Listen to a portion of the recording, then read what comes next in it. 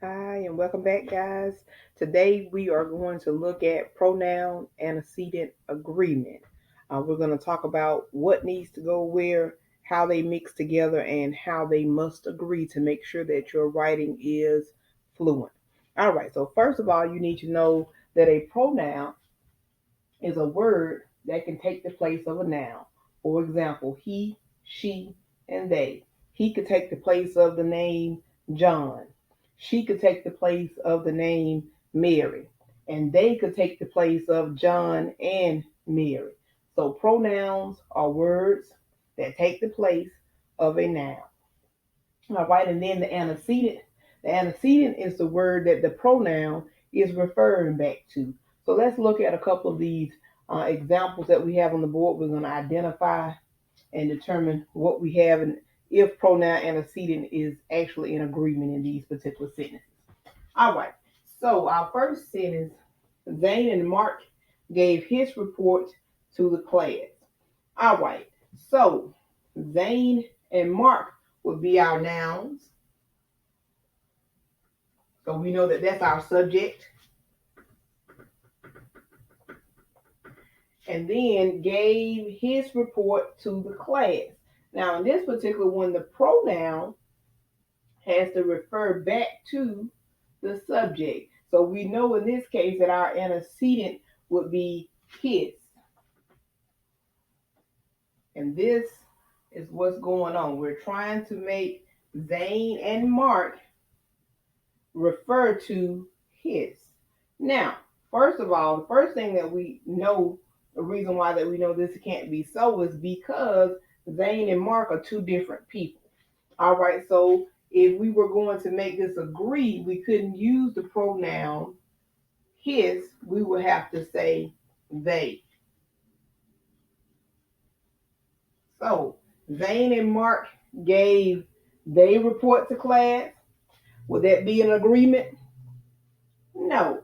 So once you figure them out and you start to read through them, you have to determine, does the sentence make sense when you read it? So in this case, Zane and Mark would refer back to their because it's showing ownership. So Zane and Mark gave their report to the class. All right, our second one, I asked Janice to loan me my pencil. All right, so someone is asking someone else to loan them the pencil that belongs to them. So I asked Janice to loan me my pencil, or would it be I asked Janice to loan me her pencil? And so this case, you're trying to make Janice and my agree, your pronoun antecedent. So in this case, Janice and mine would not agree because mine would be referring back to the person who's asking the question, but you wouldn't ask someone else to loan you your own pencil. So in this case, I asked Janice to loan me her pencil. And now we have agreement. All right, now final one, I have two dogs and it likes to run. Again, you have two of them and you're trying to make it agree. Your pronoun here. It can't refer to more than one. So we know already that it can't be the one.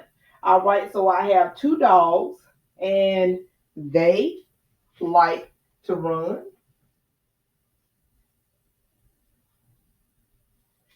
All right, so now we have pronoun and antecedent agreement. But we can backtrack just a little bit now that we figured out that something was wrong with the pronoun and antecedent agreement. We also can see that something is wrong with the subject verb agreement. So likes is your subject. And I'm sorry, likes is your verb, and two dogs is your subject. So your subject and your verb. If you refer back to the previous video, we talked about this.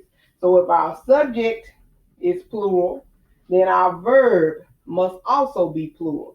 So in this case, we would have to change likes to like. We would have to take that S away. And we talked about that. Remember that verbs are the opposite of nouns. So in this case, with the S on there, that made it singular, but we needed it to be plural because of dogs. Dogs is plural. So again, we talked about pronoun and antecedent agreement. Remember that the pronoun is a word that takes the place of a noun, and that your antecedent is the word that that noun or pronoun in that case is referring back to. And you must make sure that they agree in number and in gender.